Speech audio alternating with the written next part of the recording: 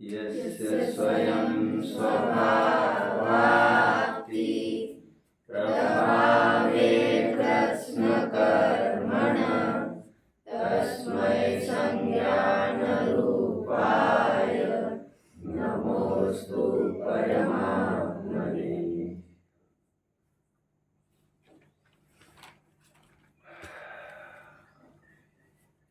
मोक्षार्थियों, मरण की परिभाषा वही कर सकता है जिसे जीवन की परिभाषा पता हो, अथवा बहुत अच्छे से कहो तो यदि मरण की परिभाषा ही गलत हुई हो अथवा जीवन की परिभाषा ही गलत हुई हो तो मरण की परिभाषा तो गलत होगी ही होगी। और ये व्यक्ति टू व्यक्ति डिफर करता है कि वह जीवन की क्या परिभाषा करता है और इस न्याय से मरण की क्या परिभाषा करता है। फिर से जीवन की परिभाषा पर ही निर्भर है मरण क्या है, और ये व्यक्ति व्यक्ति पर निर्भर है कि वह मानता जीवन किसमें है। कोई लोग संपत्ति में अपना जीवन मानते हैं, इसके बिना क्या जीना, उनके लिए कंगाली ही काफी है मरण का अनुभव करने के लिए। लोक में जिसे मरण कहते हैं शरीर के वियोग को मरण कहते हैं। हालांकि मरण शब्द का वास्तविक अर्थ नाश होता है, नाश। और इसलिए हमारे ग्रंथों में आवीची मरण नाम का एक मरण भी आया है 17 प्रकार के मरणों में। व्हाट इज आवीची मरण? प्रत्येक समय में एक एक पर्याय सरक रही है, वो उसका मरण हुआ है। उत्पाद या जन्म, वे यह मरण। इस प्रकार हर एक वस्तु प्रत्येक समय में जन्म हो रहा है और मरण हो रहा है उसका। तो आवीची मरण की तरफ से देखो तो प्रत्येक जाता हुआ समय एक मरण है और आता हुआ समय एक नवीन जीवन है। अब ये तो सामान्य कथन हो गए। विशेष कथन में हमारा जीवन यदि हम अपने स्वाभिमान में निश्चित करें, हमारे ईमान में निश्चित करें, ईमान समझते हो ना, ईमानदारी में निश्चित करें, तो जब तक मेरी ईमानदारी सुरक्षित है, जब तक मेरी नैतिकता बरकरार है, तब तक मैं जिंदा हूं। बाहर के देह जाने से कोई फर्क नहीं पड़ता बच्चों, कोई फर्क नहीं पड़ता। जैसे जो आजादी की तड़प है, स्वाधीनता की तड़प है मेरी, जैसे मान के चलो औरंगजेब ने रंजीत सिंह के 2 पुत्रों को जिंदा ही दीवार में चुन दिया गया। ये सुना होगा आप लोगों ने, मैंने बहुत बार कहा है इसको। रंजीत सिंह एक योद्धा हुए, वॉरियर, सिख डायनेस्टी के, पंजाब के। मुगलों के सामने एक साथ 2 चैलेंजेस थे, साउथ में मराठों का और नॉर्थ में सिखों का। तो औरंगजेब ने शिवाजी को मारने के लिए, ट्रैप करने के लिए काफी कोशिशें की, वो नाकाम हो गए। फिर संभाजी को उठाया और उसे वेदनाएं, यातनाएं देकर उसे खत्म किया। यहां से गोविंद सिंह के 2 पुत्रों को उठाया और 2 पुत्रों को ये कहा आमने सामने खड़े रखकर, बोलो सिख धर्म स्वीकार करते हो क्या? खूब यातना, हाँ, मुस्लिम धर्म अंगीकार करते हो क्या? तो उन्होंने जब मना किया और बहुत यातनाएं होने पर भी उफ भी नहीं की, तो एक भाई ने, जब वे चीने जा रहे थे दीवार में, जिंदा गाड़ दिया दीवार में। जैसे कहते ना, जिंदा ही गाड़ देना अंदर। जिंदा ही तो जब एक भाई दूसरे भाई की तरफ देखने लग गया तो उसे फिक्र हुई दूसरे भाई को, ये मेरी तरफ क्यों देख रहा है, इतना आतंक चल रहा है इसके बीच में। तो उसने कहा, मेरे भाई मेरी तरफ मत देख, मैं भी उसी बाप से पैदा हुआ जिस बाप से तुम पैदा हुए हो, तो मैं चिढ़ने वालों में से नहीं हूं। और आखिर तक उन्होंने मर जाना बेहतर समझा, पर धर्मांतर नहीं किया। अब उनको पूछो जीवन की क्या परिभाषा है, और उससे तय होगा कि वास्तव में मरे या नहीं मरे, उनको मारा गया कि नहीं मारा गया। तुम मुझे मार पाओगे नहीं तुम मुझे मिटा पाओगे नहीं। उसी प्रकार धार्मिक फील्ड में यदि विचार करें तो रत्नत्रय हमारा जीवन है।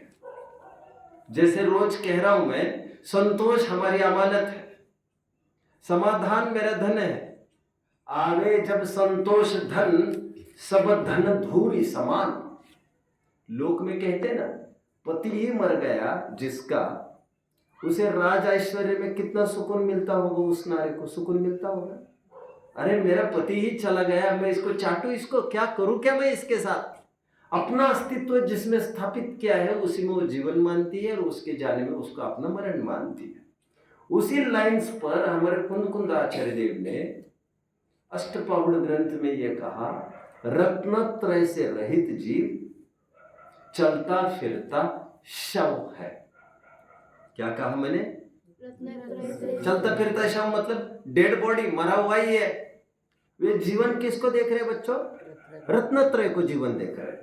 तो ज्ञानी जन अपना जीवन रत्नत्रय में देखते हैं, अपना धन रत्नत्रय में देखते हैं। इसलिए ज्ञानियों को दरिद्र नहीं बनाया जा सकता, ज्ञानियों को हताश निराश नहीं किया जा सकता, ज्ञानियों को मारा नहीं जा सकता। ऐसी कोई विद्या मंत्र तंत्र जहर बंदूक गोली बनी नहीं है जो ज्ञानियों को मार दे, क्योंकि ज्ञानियों का जीवन ही रत्नत्रय है। और दूसरों के गोली चलाए बगैर उनको रत्नत्रय से बाहर आना ही हलाहल जहर समान भाषित होता है। ओ मैं कहाँ गया, वो तड़पने लगते। कुसंग का शिकार बन जाए कोई सज्जन तो वो तड़पने लगता है वहां पर, मैं ये कहाँ आ गया, मेरे माहौल से छूटकर मैं ये कहाँ आ गया। एक आध घंटे के लिए कभी मार्केट जाते हैं ना बच्चों तो इतना मतलब मौत का अनुभव होता है। कभी योग बनता है ना जाने का तो ऐसा लगता है ये क्या है, ये क्या करना पड़ रहा है, ये क्यों जाना पड़ रहा है, कितनी मजबूरी। और दया उन पर आती है, धड़ल्ले से लोग अपना पूरा जीवन रोड पर निकाल रहे हैं।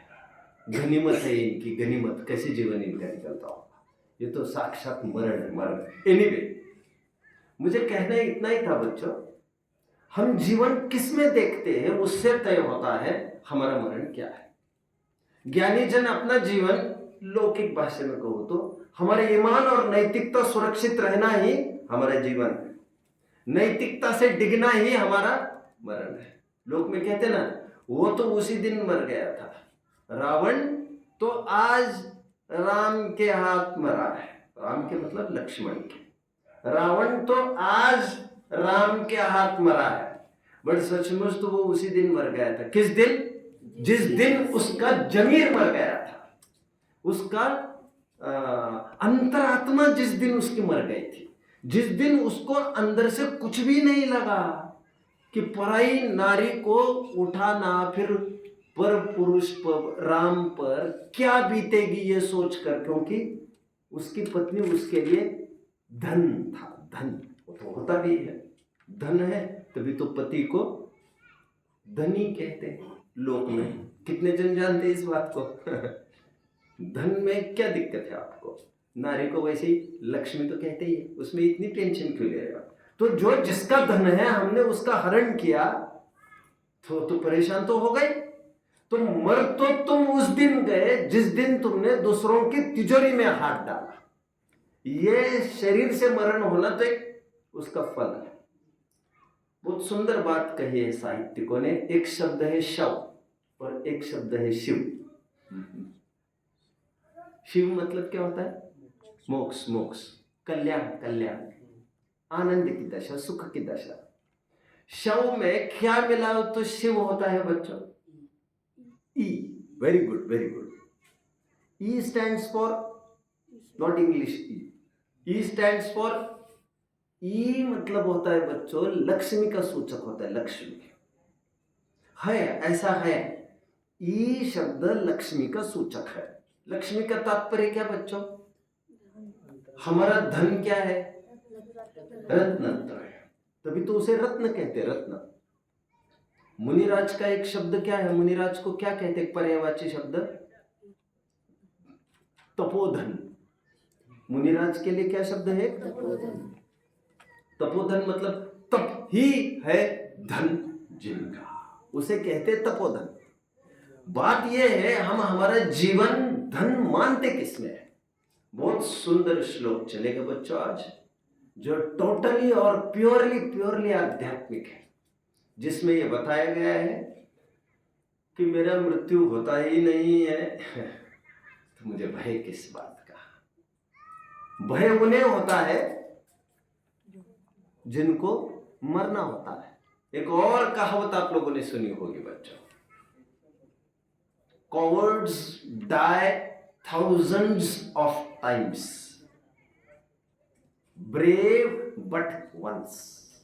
सुना है आपने? अर्थ समझा इसका क्या है? cowards die thousands of times। cowards मतलब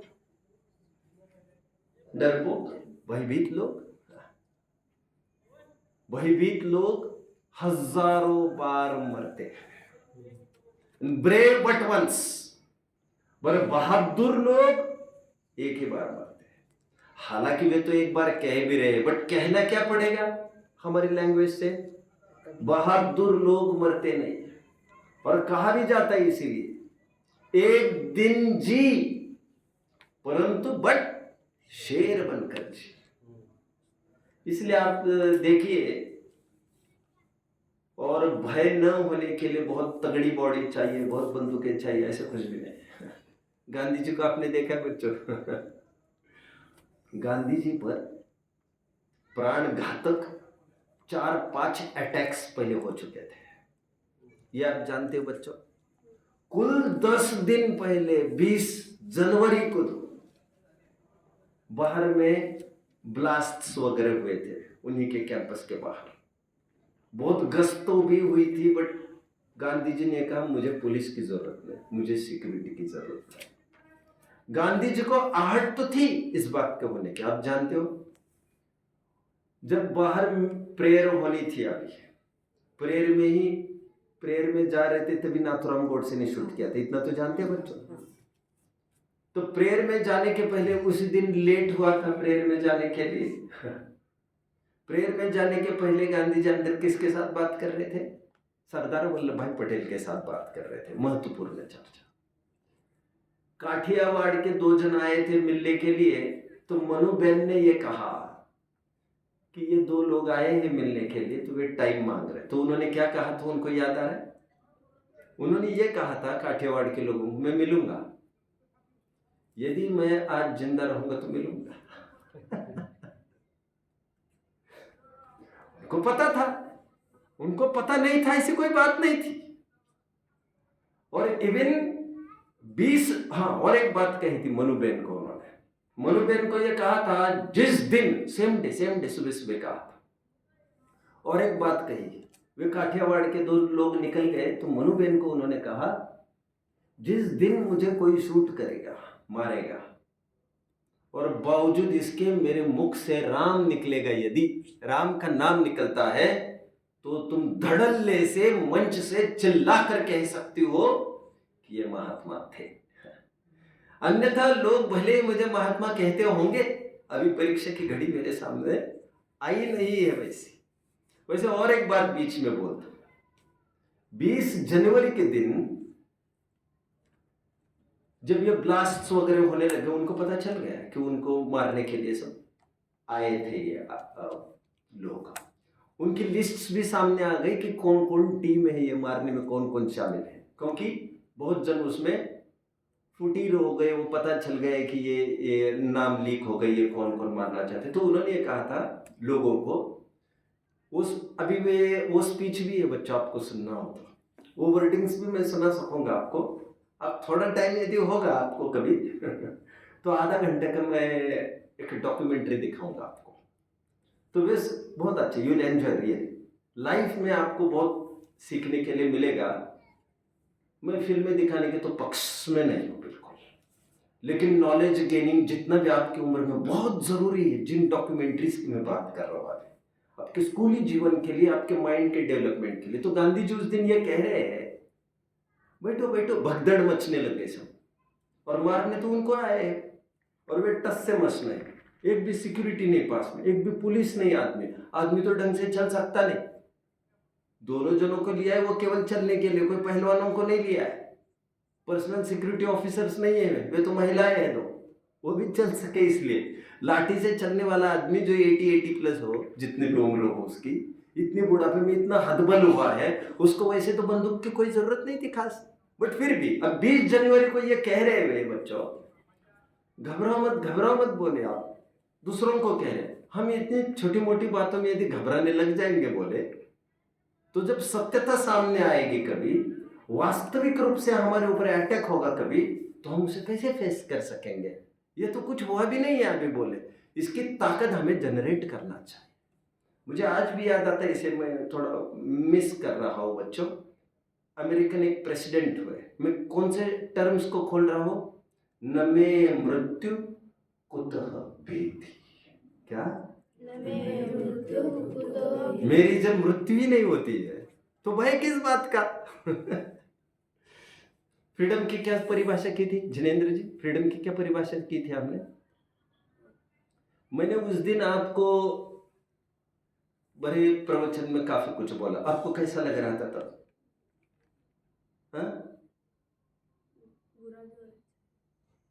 नहीं, आपको मेरे प्रति क्या भाव आ रहा था? मेरे प्रति क्या भाव आ रहा था? जीवन में हमारे ऐसा दोस्त, ऐसा गुरु जरूर होना चाहिए जो हमें समय समय पर सजग करे, और यह सोचे बिना कि पर्सनली, मतलब तात्पर्य है वे इसकी केयर नहीं करे कि हम नाराज, मतलब हमारी नाराजगी की वो फिक्र ना करे। वे इतने निष्प्रह चाहिए दोस्त हमारे, इतने सेल्फलेस चाहिए, इतने निस्वार्थ चाहिए कि उनको चिंता नहीं करनी चाहिए आपकी आपको कैसे लगेगा। समझ में आए? जो दवा होती है, दवा इतना नहीं सोचती सामने वाले को कैसे लगेगा, तभी तो वो असर करती है। समझ में आया? और दवा खाते समय ये नहीं देखा जाता वो मीठी है कि कड़वी है, इतना ही देखा जाता है वो असरदार है या नहीं। मीठे और तीखे का चॉइस अन्यत्र होता है, दवाइयों में चॉइस नहीं होते हैं। दवाइयों में तो हाथ मुंह सब कुछ बांध कर, नाक बांध कर भी दवाओं को बस ग्रहण किया जाता है। anyway, अब मैं तो आपके साथ रहूंगा नहीं जीवन भर, लेकिन जहां तक मैं समझता हूँ माता पिता एक ऐसी चीज है जो आपने पर्सनल लाइफ में कैसे भी हो, मेरे जितना पालन नहीं भी करते हो, बट आपके लिए न्याय करने में समर्थ होते हैं। नैतिकता की तरफ से मैं बात कर रहा हूँ। एनीवे, मैं कहाँ तक आकर खड़ा हुआ था? जिनेंद्र जी को कुछ पूछा। फ्रीडम की क्या परिभाषा है?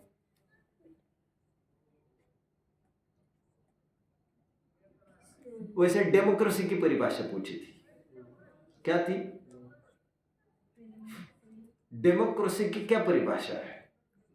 लोकशाही की क्या परिभाषा है? लोकतंत्र की मैंने कहा था freedom of speech, freedom of expression and freedom of thought.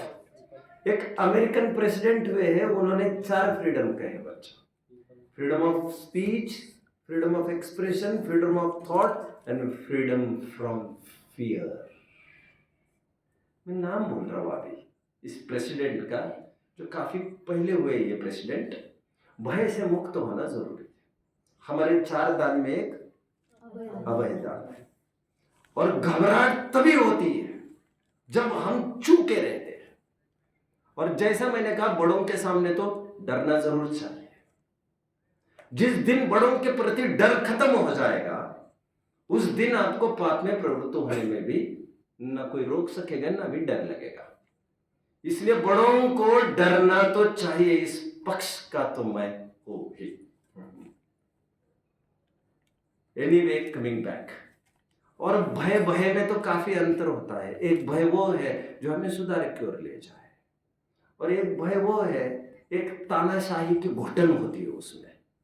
मतलब सामने वाला अपना स्वार्थ के लिए कुछ कर रहा हो तो उसको लेकर भयभीत होना एक अलग चीज है, और सामने वाला हमारे लिए कुछ कर रहा हो उसके लिए भयभीत होना अलग चीज है। इस प्रकार दो प्रकार के भय है, एक सोपकारी और एक परोपकारी, ऐसे दो प्रकार के भय होते हैं। कितने जन समझ रहे हो बच्चों?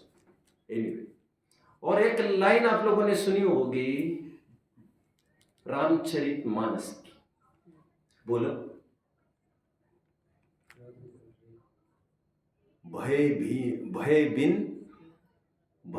बिन प्रीत न होत गुसाई। क्या क्या क्या? व्हाट इज गुसाई बच्चों? व्हाट इज गुसाई? गुसाई शब्द कितने जन ने सुना? गुसाई, भय बिन प्रीत न होत गुसाई। गुसाई कहते हैं गोस्वामी को। What is Goswami?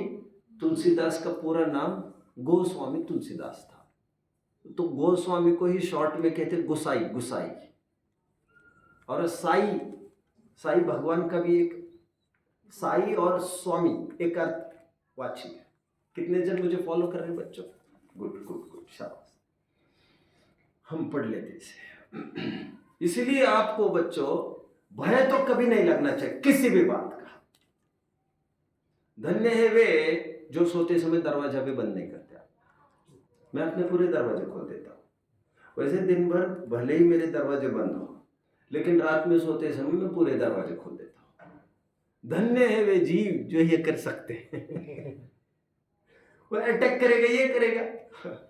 मुझे रविंद्रनाथ टैगोर की याद आ रही है। मैं कौन से शब्दों को खोल रहा हूं बच्चों? नमे मृत्यु कुतो भीति। मेरा मरण ही नहीं होता तो भय किस बात का? और मरण का मैंने क्या परिभाषा की? मरण तो जिसमें हम जन्म की स्थापना करते वो तय होता है मरण क्या है। यदि शरीर का होना जन्म माने तब तो आफत है, तब तो मरण होगा जरूर। लेकिन हमारी ईमानदारी, नैतिकता जब तक हमारे साथ है, और आध्यात्मिक पक्ष में जब तक सम्यक दर्शन, ज्ञान, चारित्र, अपनी पहचान जब तक मेरे पास है, तब तक सब उजड़ जाए, लुट जाए, पिट जाए, सब कुछ मेरे से बिछुड़ जाए, मेरा कुछ भी तो नहीं गया है। और ये रत्नत्रय का जाना ही मेरा जाना है, यही मेरा लॉस है। रविंद्रनाथ टैगोर कुछ लेखन कर रहे थे, अचानक खिड़की में से 2 बजे एक गुंडा मुस्टंडा घुसा आया और उसने चाकू खोला, गेट रेडी। रविंद्रनाथ टैगोर ने बड़े प्रेम से उनको ये कहा, भैया मैं कुछ लेख लिख रहा हूं, 2 पेजेस बचे। कलम चलेगी आदमी की? कलम चलेगी क्या? पगला जाएगा ना साधारण आदमी तो। 2 पेजेस लिख लो भैया, फिर जो करना है करना है। यह जज्बा, यह कलेजा कैसे पैदा होता है? किसी फैक्ट्री में पैदा नहीं हो सकता, किसी डॉक्टर के पास पैदा नहीं हो सकता, किसी जिम करके नहीं हो सकता, किसी पहलवान के किसी अखाड़े में रहकर भी पैदा नहीं हो सकता। यह होता है मानसिकता से बच्चों, मानसिकता से। मेरा मॉरली गिरना ही मेरा मरण है। मॉरली मतलब समझ में आ रहा है? मेरा नैतिक पतन ही मेरा मरण है। नैतिकता मेरी चली जाए तो मेरी नजर में ही मेरी कोई औकात नहीं होगी, फिर मैं जी कर भी क्या करूंगा? एनीवे बच्चों, एनीवे, ऐसा कभी दिखाते ना महिलाओं का, जैसे आपने सुना होगा, वे कौन रानी थी वो? पद्मावती, पद्मावती ना, जिन्होंने क्या करते थे वे लोग? जौहर। पद्मावती ना, कई जनों ने किया, हजारों जनों ने आज तक जौहर किए। अब जानते बच्चों, कितने जन जानते इस बात को? आप ही जानते केवल, आप भी नहीं जानते? पता नहीं, पता तो क्या, मैंने देखा है क्या? एक फिल्म आई थी बीच में, पद्मावती, वो देखी किसी ने? नहीं देखी। अब मैं भी देखता नहीं हूं ना, प्रमोट करता इन सब बातों को देखने के लिए। अब इसमें ये है बच्चों की कोई मुगल राजा आतंक फैलाता था, महिलाओं पर अत्याचार करने की कभी आशंका होती थी तो हजारों की तादाद में महिलाएं जौहर कर जाती थी, मतलब आग में कूद जाती थी, उसे कहते जौहर करना। इतना तो सुना ही होगा सबने, कितने जन ने सुना ये? क्यों आग में क्यों कूद जाती थी महिलाएं? वो इसलिए कूद जाती थी क्योंकि जहर खाकर मर जाऊंगी तो तब भी ये मेरे शरीर को छेड़छाड़ कर सकता है, लेकिन मेरी राख होना जरूरी है, ये मेरे पास भी नहीं आए ये गिदड़ में। अब समझे क्यों क्यों क्यों? क्योंकि शील का होना ही मेरा जीवन है। हंसते हंसते मौत को, मरण को भी वे आलिंगन कर रहे। क्यों? शील की रक्षा ही मेरा जीवन है। हमने हमारे जीवन की रक्षा किसने की, उससे तय होता है हमारा मरण किसमें। भगत सिंह को देखो, भगत सिंह जब जेल में थे बच्चों, काफी टाइम से जेल में थे, उनके पिताजी ने अर्जी लगाई अंग्रेजों को कि मेरे भगत सिंह को रिहा करो।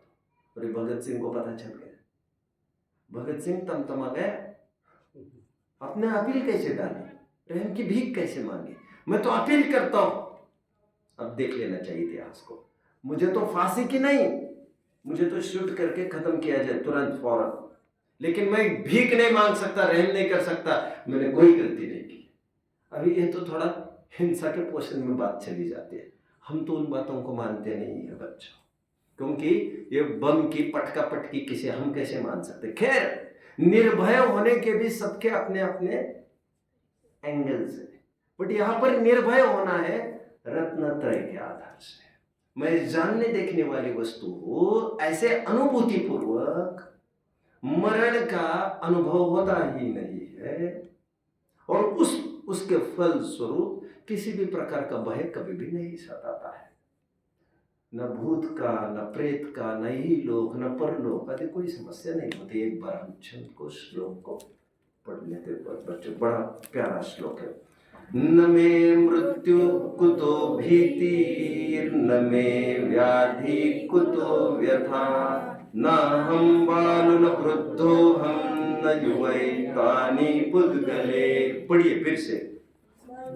न मे मृत्यु कुतो भीतिर्न मे व्याधि कुतो व्यथा, न हम बालो न वृद्धो हम न युवैतानि पुद्गले। पढ़िए एक बार। न मे मृत्यु कुतो भीतिर्न मे व्याधि कुतो व्यथा, न हम बालो न वृद्धो हम न युवैतानि पुद्गले। मेरी मृत्यु होती नहीं तो मुझे भय किस बात का?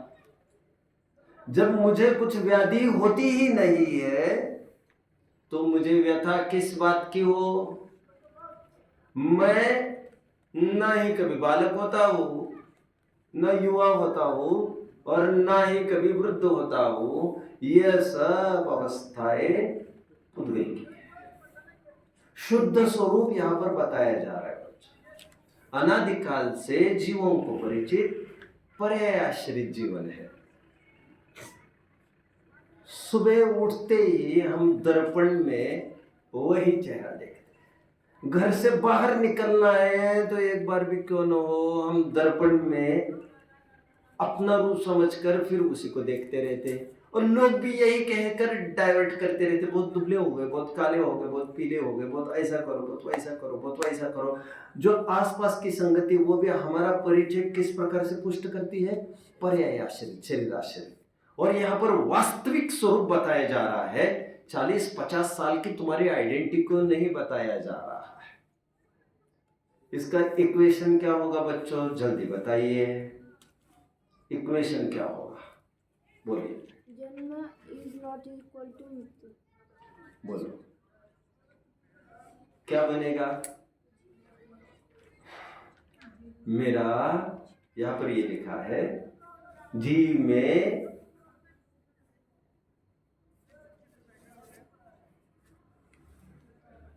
मरण, व्यथा, बचपना, बुढ़ापा, युवावस्था नहीं होती। ये इसकी बॉटम लाइन है। तो इक्वेशन क्या बनेगा? जीव इज नॉट इक्वल टू भी लिख सकते हैं आप, ऐसी कोई बड़ी बात नहीं है। जीव डजंट कंसिस्ट ऐसा भी लिख सकते हैं, बट वो इक्वेशन में नहीं आएगा। इज नॉट इक्वल कैसे लिखना जानते हैं ना आप लोग? अपने बनाया ना इक्वेशन बनेगी ऐसे, पहले इज नॉट इक्वल टू, बस। तो आप इतना बना सकते हैं। एंड ये तो भय नहीं होना, व्यथा नहीं होना, ये तो इसका फल है। तो अभी तो इतना ही लिख दीजिए आप जितना बताया गया है। फिर मेरी तरफ देखेंगे बच्चों आप। एक एक शब्द का अर्थ भी पहले कर लेता हूँ। मेरी मृत्यु नहीं होती तो मुझे भय किस बात का?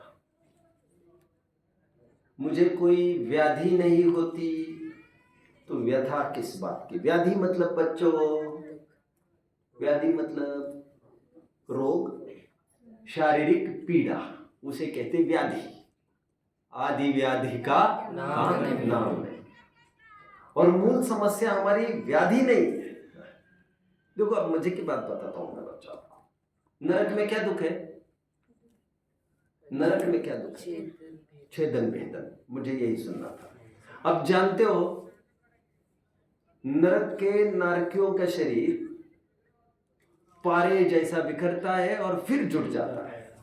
मतलब जैसे कहते हैं ना, रावण का वो एक सिर काटते थे तो आकर जुड़ता था, ऐसा कुछ होता था ना?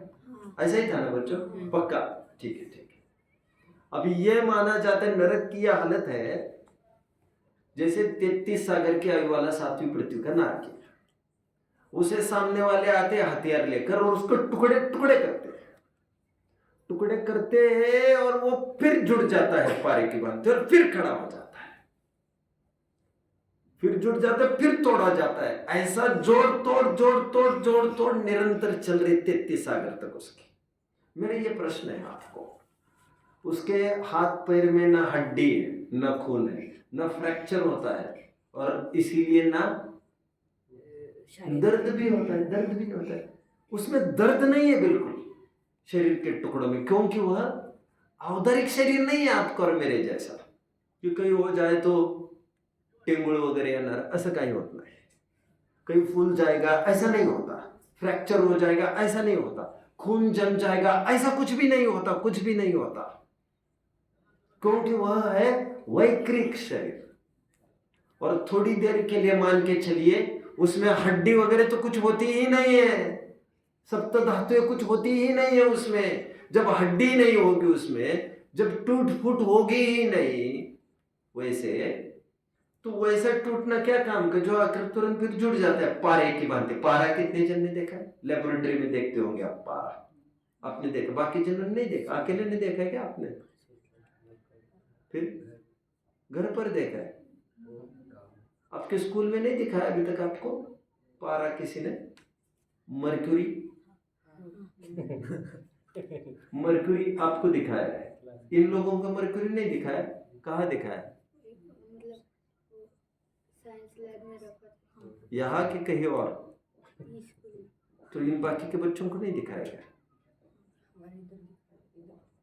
मरक्यूरी होती है बच्चों, मरक्यूरी, उसे देख लेना चाहिए। थर्मोमीटर में होती है HG, बट थर्मोमीटर में बहुत ऐसी पकड़ में नहीं आ सकती, वैसे उसको देख लेना चाहिए। उसको रखे कैसे वो जुड़ जाता है पारा और कैसे बिखर जाता है, मतलब एकदम ऐसी चीज है। तो पारे की भांति वो टूटता गलता। अभी मेरा ये प्रश्न है, नरक में दुख क्या होता होगा? फिर शरीर के टुकड़े होने का जब दुख होता ही नहीं है वहां पर, यहाँ पर तो गिर जाए तो सिर के बल पर लग जाए जैसे, तो खून बह सकता है, लग सकती है, वहां पर तो कुछ है ही नहीं है ऐसा। तो दर्द किस बात का है? एक्चुअली प्रश्न ये है।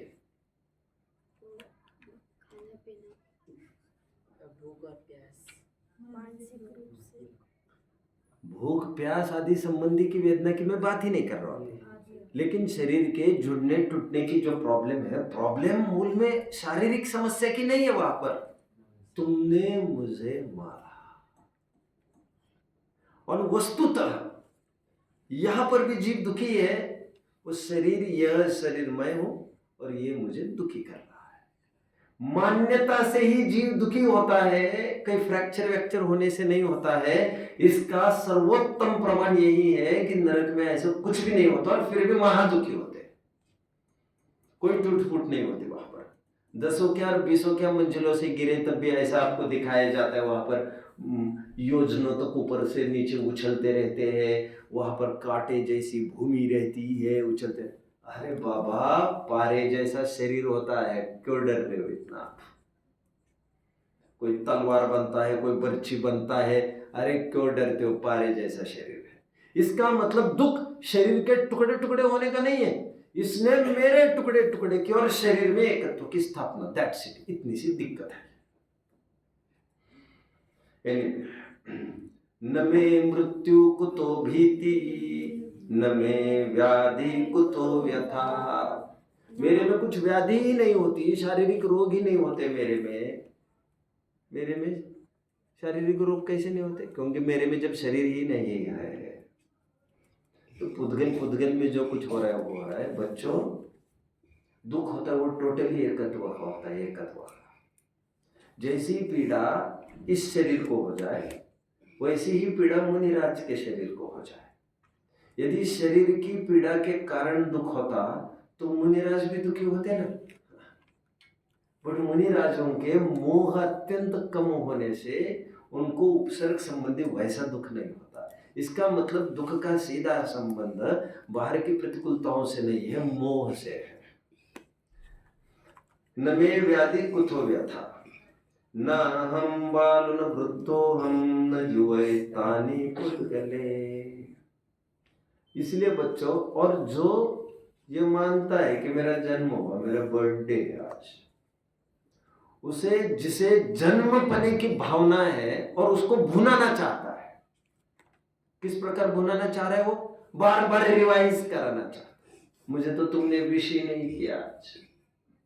ये बार बार रिपीटेशन होकर इस संस्कार की ओर पुष्टि होने लगती है। वो एक ग्रहित मिथ्यात्व को रूप धारण करता है। और वैसे हमारे पूजनों में बोलो बच्चों, जन्म रोग है। बच्चों, रोग है। अपने रोग का कोई सेलिब्रेशन कर सकता है? बच्चों, आप जानते हो 24 तीर्थंकरों में से 19 तीर्थंकर, कितने की क्या खासियत है जानते हैं? कोई बताएगा? हाँ, जन्म कल्याणक के दिन ही उनका दीक्षा कल्याणक है। ये इत्तेफाक कैसे बन गया बच्चों? जन्म कल्याणक के दिन ही दीक्षा कल्याणक। आप देखिए ना, कैलेंडर आप देखेंगे तो आपको पता चलेगा कि इस तिथि पर इनका जन्म कल्याणक भी और दीक्षा कल्याणक भी। मतलब एक ही तिथि पर, इसका मतलब क्या हुआ मालूम? जिस तिथि पर उनका जन्म हुआ था, जिस दिन जन्म हुआ था, 4 साल, 20 साल, 25 साल, 30 साल, मान के चलो 200 साल के बाद जब जैसे ही जन्म पास में आने लगता है, उनको ये लगने लगता है, ओ मुझे जन्म कर 200 वर्ष बीत गए और फिर भी मुझे होश नहीं है। मैं यही राग रंगेलियों में उलझ रहा हूँ। कब तक चलेगा ये? कब तक पराधीनता चलेगी? विरक्त हो जाते और जन्म के ही दिन वे दीक्षा ले लेते। ऐसे कितने तीर्थंकरों का बच्चों? 19। मतलब जन्म ये विरक्ति का कारण है या जश्न मनाने का कारण है? विरक्ति का कारण है। और जितने 5 तीर्थंकर हैं ना बच्चों, उनका दीक्षा कल्याणक, जन्म कल्याणक की तिथि एक नहीं है। बट सरप्राइजिंग और एक बात बताता हूं आपको, उनकी दीक्षा कल्याणक की तिथि जन्म कल्याणक की तिथि के जस्ट बिफोर है, बाद में नहीं है किसी की भी। इसका मतलब क्या हुआ ये कौन बताएगा? जब नगरी सजने धजने लग जाती थी, जन्म महोत्सव होता है तीर्थंकरों का, तो सजाने के लिए इंद्रगण आते हैं।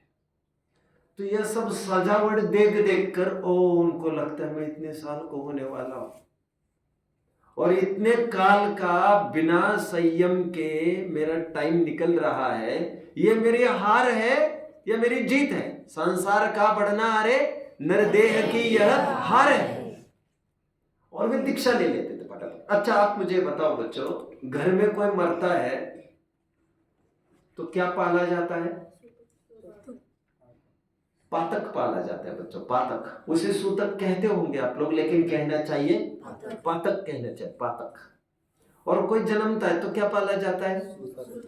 आप थोड़ा देख पा रहे हैं जन्म के समय में भी, लेकिन माना यह जाता है ये जश्न का प्रसंग है और ये मातम का प्रसंग है। बट दोनों ऐसे प्रसंग है जिसमें आपका धर्म छूट जाता है, और दोनों विरक्ति के प्रसंग है, विरक्ति के, बराबरी से विरक्ति के। बट लोगों को क्या सूझती है, ये जन्म को मानता है, ये तो हर्षोल्लास का विषय। अरे जन्म रोग है, रोग। और बर्थडे वैसे ही नहीं पंचम काल वाले जीवों कहाँ मनाना चाहिए, पंचम काल वालों को नहीं, पंचम काल वालों का भी इसीलिए नहीं मनाना चाहिए, जो भी यहाँ पैदा होता है वैसे मिथ्यात्व में पैदा होता है। तो नगाड़े बजा रहे हो, कोई मिथ्यात्व के बजा रहे हो क्या? एनीवे मेरी मृत्यु नहीं होती क्योंकि मेरा जन्म भी नहीं होता। और इस बात को लेकर छिज्जत हुआ, भिज्जत हुआ, शरीर छेदा जाए, भेदा जाए, अब तो उसको कोई मार काट ले, चाहे जो करे, चाहे जो कोई कहीं ले जाए, मुझे उसकी कोई फिक्र नहीं है। और कोई व्याधि भी हो जाए, मुझे उसको लेकर कोई दुख नहीं, कोई व्यथा नहीं।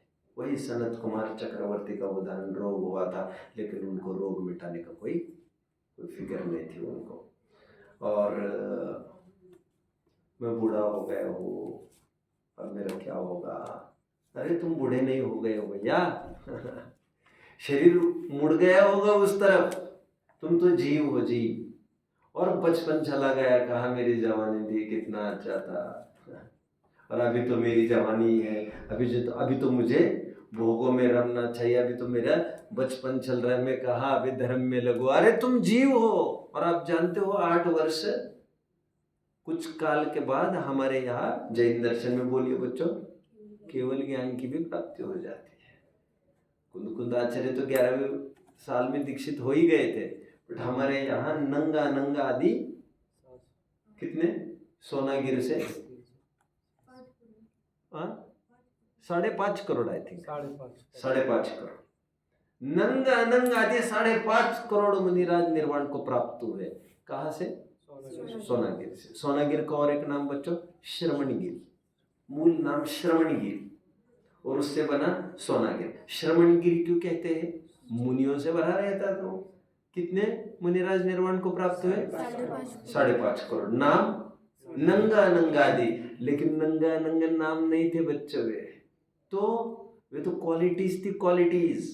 नंग मतलब क्या? अनंग मतलब सुंदर, और नंग मतलब ऐसे थे जिन्होंने कभी कपड़े ही नहीं पहने थे अभी तक। ऐसे करोड़ों जिन्होंने दीक्षा लेके निर्वाण को प्राप्त हुए, कपड़े नहीं पहने थे, मतलब इतनी कच्ची उम्र में, कच्ची मतलब वैसे तो 8 वर्ष तो पूर्ण हो गए थे, बट पहले जमाने में कपड़े भी थोड़े लेट पहनते थे, मतलब अभी कपड़े भी नहीं पहने थे और विरक्त भी हो गए। उसे कहते नंगा आदि 5.5 करोड़ मुनिराज निर्वाण की प्राप्ति कर गए। तो नंगा नाम नहीं है, नंगा क्वालिटी है, क्वालिटी। नंगा अनंगा आदि क्वालिटी से युक्त 5.5 करोड़ मुनिराज निर्वाण को प्राप्त कर गए। तो युवा अवस्था हमें खेल कूद के लिए नहीं मिली है बच्चों, बचपना हमें खेल कूद के लिए नहीं मिला है, युवा अवस्था कमाने के लिए, भोगों में रमने के लिए नहीं मिली है। जितना जो भी टाइम है हमारा अभी धर्म में, सुबह से शीघ्र धर्म में लगने के लिए है। नीचे की लाइन ये बताती है, ना मैं बालक हूँ, ना मैं युवा हूँ, और ना ही मैं वृद्ध हूँ। वृद्ध हूँ सोचकर हताश होने की जरूरत नहीं है, युवा हूँ इसलिए भोगों में लिप्त होने की जरूरत नहीं है, और बच्चा हूँ इसलिए बेजवाबदार रहने की जरूरत नहीं है। जहां पर खड़े हो, जिस पद पर आप हो, वहां से आप धर्म की प्राप्ति कर सकते हो। और सभी प्रकार के उदाहरण आपको मिल जाएंगे ग्रंथों में। दशरथ राजा थे बच्चों, दशरथ राजा, उनको विरक्ति कैसे हुई जानते हो? ग्रंथ कहते हैं, मैं जितनी बात नहीं जच रही उसको हटाकर थोड़ा ठीक ठाक बना के कहता हूँ। उन्होंने फौरन कहा किसी को, जाओ जल्दी ये चीज लेके आओ। सेवक को कहा। तो सेवक जल्दी आया नहीं, तो होना क्या चाहिए उनको? गुस्सा आना चाहिए। बिल्कुल सही बोले, मैं आ जाओ, ये टाइम पर नहीं आए। विरक्त हो गए। उनको लगा ये वृद्ध हो गए हैं, वे टाइम पर नहीं आ सके। ओह, बुढ़ापा कितना शिथिल, कितना अशरण है। आज तक फटाफट काम करते थे, लेकिन अब उनसे काम नहीं होता। अब उनका बुढ़ापा देखकर दशरथ राजा विरक्त हो गए थे। फिर उन्होंने मुनि दीक्षा ले ली थी। अब पढ़ लेना, पुराण में ये सब आएगा। एनीवे, इसीलिए मैं हमेशा कहता रहता हूँ, बूढ़ों के संग रहने से विरक्ति के अवसर और बढ़ते हैं, क्योंकि वे झुर्रियाँ बोलती है, कपते हुए हाथ बोलते हैं, शिथिल होता हुआ शरीर बोलता है, टूटते हुए दांत, जाती हुई दृष्टि, अंदर जाती हुई आंखें, झुकती हुई पीठ, बहुत कुछ बोलती है। आज देखी मैंने जरा, क्या ऐसी ही होगी मेरी यशोधरा। बहुत सुंदर थी गौतम बुद्ध की पत्नी। लट्टू थे वे। एक दिन उन्होंने देखा जो आम इतना तरोताजा था, वो 2-5 दिन के बाद झुर्रियाँ पड़ गई, फिर सड़ने लग गया। तो उन्होंने वो आम का फर्क देखा, तो उन्होंने सोचा क्या मेरी पत्नी भी एक दिन ऐसी हो जाएगी क्या? विरक्त हो गए, चले गए। बुढ़ापे की प्रतीक्षा नहीं करते ज्ञानी। आती हुई आहट को वे पहले ही समझ लेते हैं। फिर पछताने से क्या होता, जब चिड़िया चुग गई खेत। फिर उन्हें धोने से क्या होता है? आत्मानुशासन में तो यहाँ तक लिख देते हैं, बूढ़ा है ना, मैंने एक दिन बताया था, बूढ़े कैसे होते हैं? हिलते रहते हैं सब कुछ। क्यों हिल रहे हैं? तो वहां पर भूतरदास जी कह रहे हैं, डरने लग गए ये। लाठी क्यों ली है हाथ में? क्योंकि डर के कारण ली है। बोले यमराज आएगा, अभी यमराज आएगा, मेरे जाने की नौबत आ गई। और घाट में तो कुछ नहीं, जीवन जाने की नौबत आ गई। जीवन थोड़ा रहा, सुन रे जिया, चिरकाल गया, तूने छोड़ा ना अब तक संसार, जीवन थोड़ा रहा। तो उन्होंने चित्रांकन कैसे किया भूधरदास जी ने?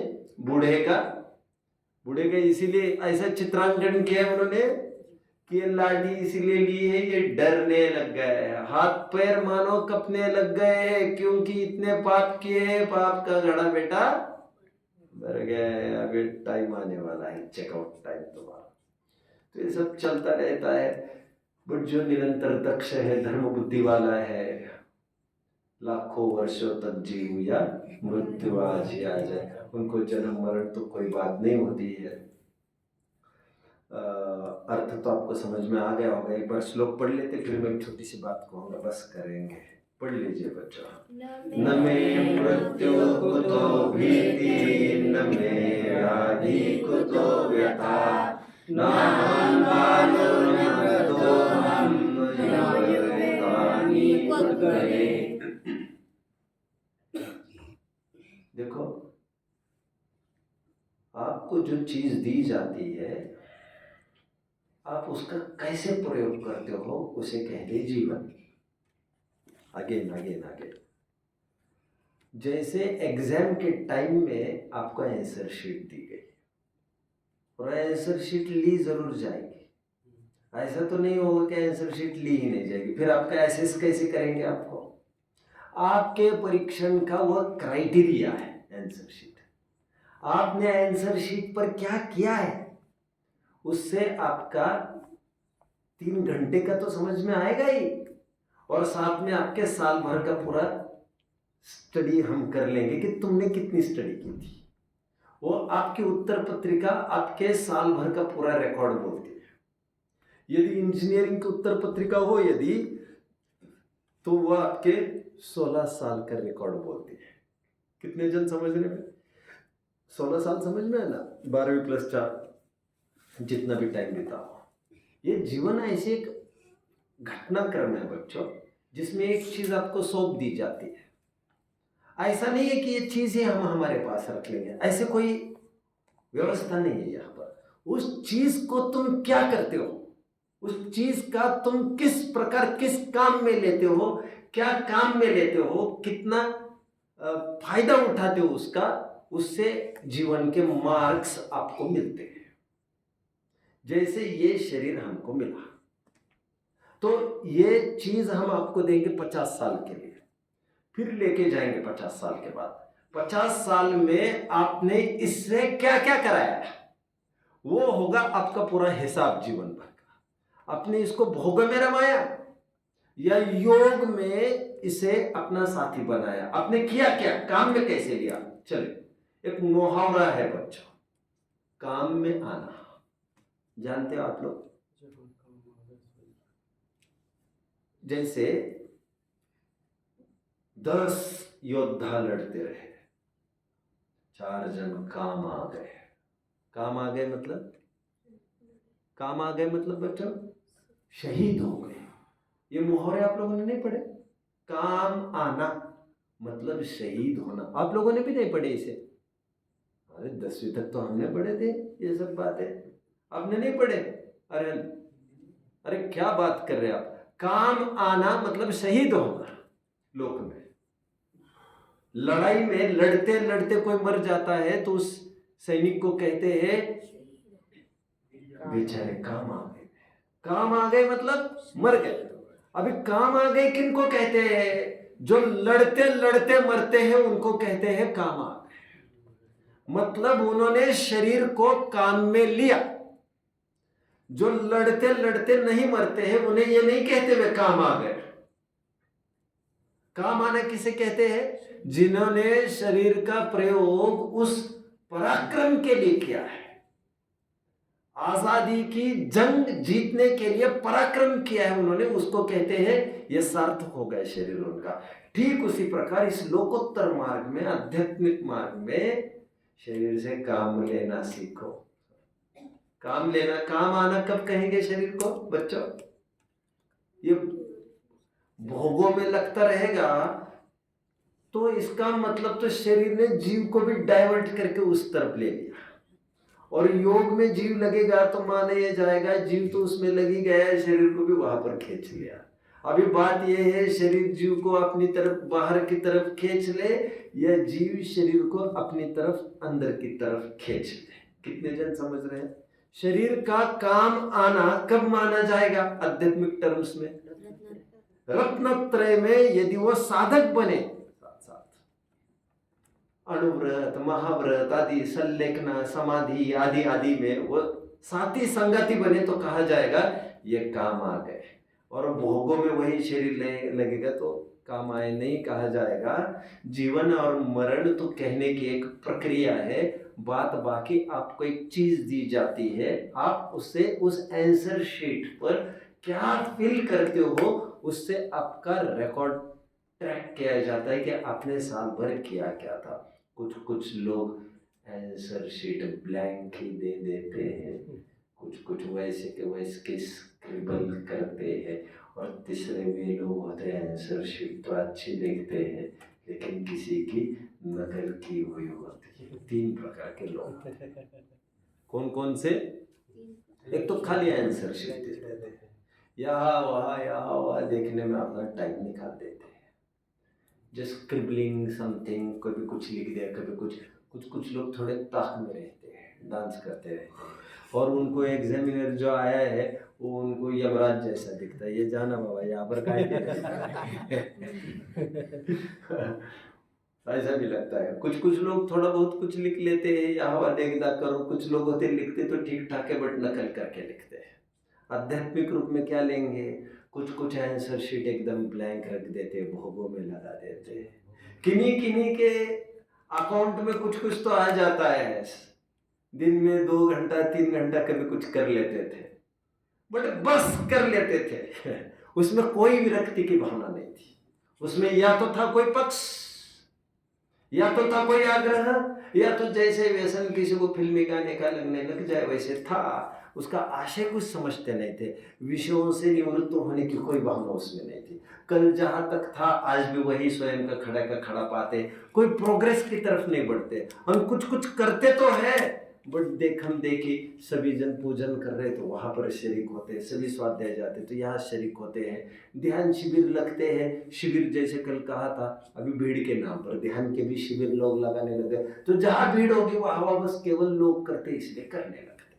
कुछ अपना कुछ करना ऐसा अलग सा नहीं होता। उन तीनों के आंसर शीट्स डिस्क्वालीफाई होती है बच्चों। तो कुछ जीवन में आए तो कुछ करना चाहिए, और मरण के समय में वे जीव काफ़ी भयभीत होते हैं जिनके जीवन भर के अकाउंट में कुछ निजी अपनी कुछ पूंजी पड़ती ही नहीं। अब जानते हैं बच्चों, हिरण है, यहाँ तक कि हाथी भी जब शेर को सामने देखता है तो हाथी क्या करता है जानते हैं आप? क्या करता होगा हाथी? क्या करता होगा? हाँ? हिरण क्या करते होंगे साधारण पशु तो बेचारे? अरे वे अपने सिर को गाड़ लेते हैं मिट्टी में। ओ, अभी लड़ाई चालू नहीं हुई और सरेंडर कर देते हैं।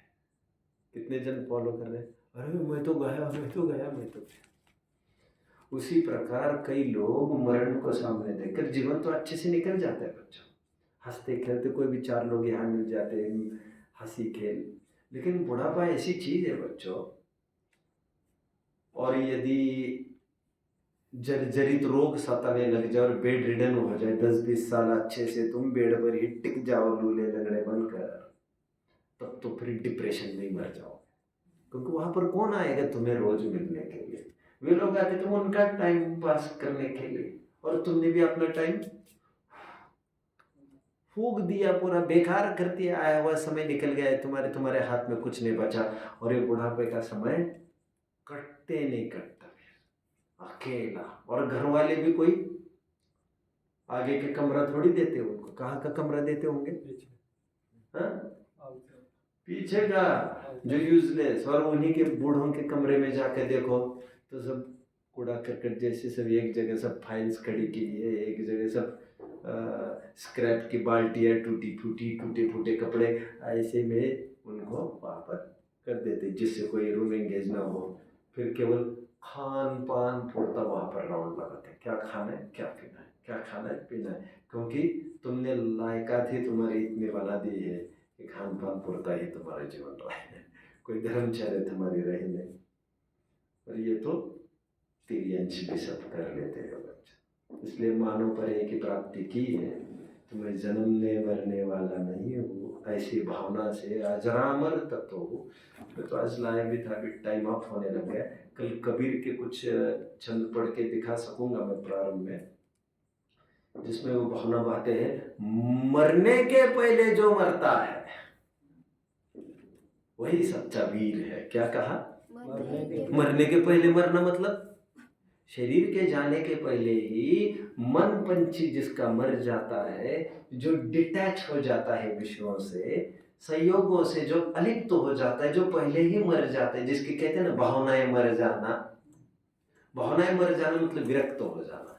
शरीर के छूटने के पहले शरीर तो छूटेगा ही बच्चों, कहते हैं ना शरीर तो छूटेगा ही। यह सोच लो, खड़े खड़े छोड़ना है या आड़े आड़े?